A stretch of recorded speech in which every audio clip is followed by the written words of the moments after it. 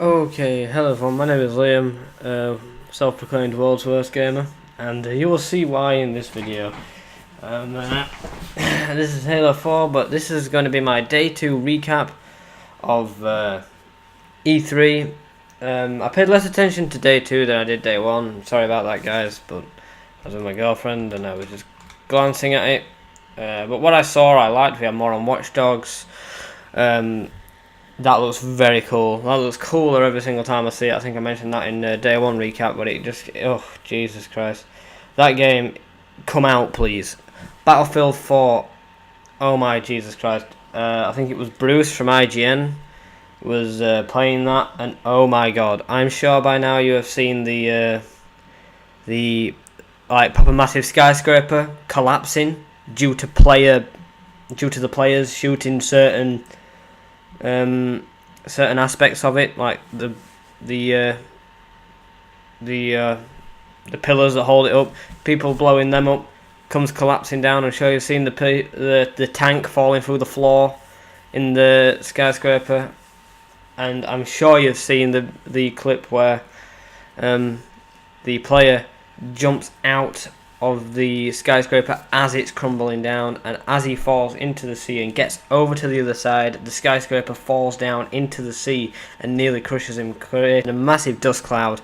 My god guys, if you are going to get any game this year whatsoever, do not get Call of Duty Ghost. I'm verging on not saying getting Halo. No, seriously, get Halo. If you're getting an Xbox One, buy Halo 5. There's been no gameplay released as yet. I don't think they've brought any to E3. I think it's just the trailer or pictures or screenshots. That's what 343 like to do. You know what I mean? They only showed a little snippet of Halo 4 gameplay last year at E3. But this year at E3 they've shown, from what I can see, no trailers whatsoever. Only screenshots, no gameplay. That they're keeping it on the down low. I think what they're gonna do is they're gonna let Call of Duty Ghost to by far their main rivals. You can probably count Battlefield 4 in that as well, and maybe even Star Wars Battlefront 3. You might be able to, I don't know, it depends how that game turns out. But you can class Call of Duty and maybe Battlefield as the main competitors for Halo 4 as a shooter. And to be honest, Call of Duty loses for me. Call of Duty loses. It's not innovative at all, and what they do implement isn't very good. You know, it's addictive. They've got that bit right. Addictive. And hopefully, I mean, it will be a good game. I'm not getting it. I'll probably get it for Christmas or something, depending on what console I get. Still in limbo with what console. I've always been an Xbox guy ever since the original Xbox. I had a PS1, I had a PS2, but I had a original Xbox 360, the Xbox 360 Slim. I even had to Connect, for Christ's sake. Jesus Christ. But PS3, PS4 even is winning at the moment. The exclusives are bringing it back for Xbox, but the fact that, you know, yes, you can't get Halo on the PS4, but you can get games like Uncharted, which I'm sure is an amazing game in itself. Never played it. Infamous, I think you can get that as well. And don't forget you've got Destiny as well. That's on both platforms, but that one looks amazing. I can't wait for that. But yeah, we had Titanfall, which I believe is an exclusive for the Xbox One. I'm not too sure. You might have to, you know, I'm not quite sure if it's an exclusive. I just heard it was. But yeah, that looks amazing. Mechs and humans going at it. There's a scene where, you know, a mech against a mech. One mech grabs into the other mech, is like cockpit, and rips out a person, and you see the person like shaking around in his hand and throws him on the ground. Brilliant, looks epic. Forza 5 looks fucking amazing, and Gran Turismo 6 looks pretty goddamn good. Need for Speed, the new Need for Speed, I'm not quite sure what it's called, but that is on today, at day 3, I believe.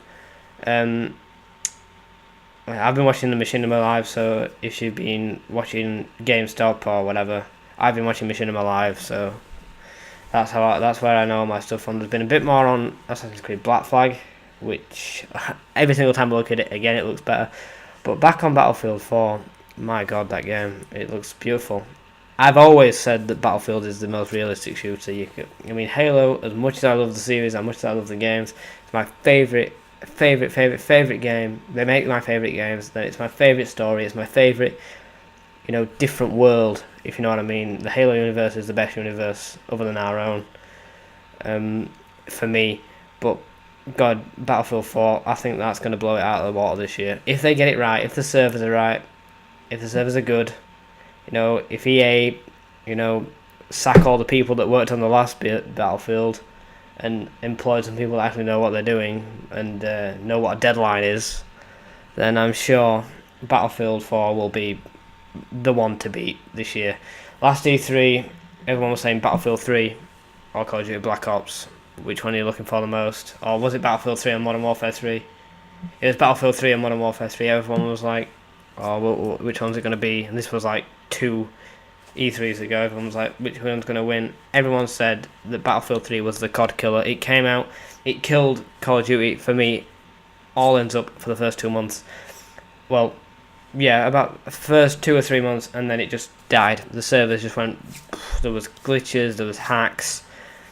It just went downhill. They tried to sort it out with mandatory map packs, and mandatory, download packs. They tried adding back to car content. They had the premium, and then they had the 4 different DLCs: Close Quarters, Aftermath, Endgame, and Armored Kill. And they got me back into it. I only had one, which was Close Quarters, but it was really good. And I think that got me into the game. Battlefield, for a point, took me off of Black Ops 2, and that was off E3 last year. And, it's just amazing. Elder Scrolls Online, it's coming for multi-platform. I originally thought it was just PC, but apparently it's coming to PS4 and Xbox. Can't wait for that. That's going to be amazing. This episode's going quite quick. It's only a short video, but my God, so much stuff to talk about. After day 3, after today, I'll film a video later on tonight. I'll record the audio tomorrow, and that'll be my day 3 recap. And then probably on Saturday, I will do a full recap. What my best games were, what my worst games were, what I'm interested in trying, what I'm not, about the consoles. I'll try and make a long video, or I'll try and make it a 2-parter, because my computer doesn't like rendering long videos, so I might have to make it 2 parts. And but hopefully I'll be able to bring you that. Anyway, the game's ended, guys. Thank you for watching. Stay tuned for E3 recap, day 3. Thanks for talking to me. Goodbye.